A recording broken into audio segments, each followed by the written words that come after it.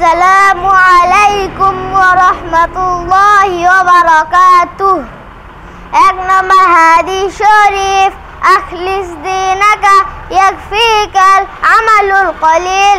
1 নম্বর হাদিস শরীফের অর্থ, তোমার ঈমানকে খাঁটি করো, অল্প আমলই নাজাতের জন্য যথেষ্ট হইবে।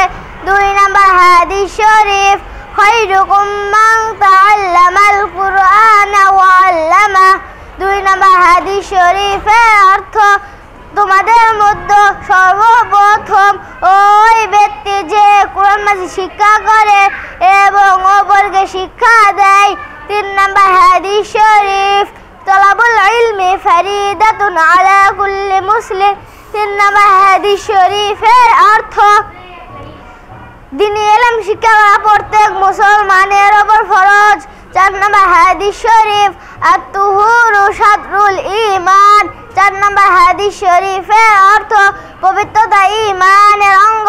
5 নম্বর হাদিস শরীফ, মিফতাহুল জান্নাতিস সালাহ। 5 নম্বর হাদিস শরীফের অর্থ, নামাজ বেহেশতের চাবি।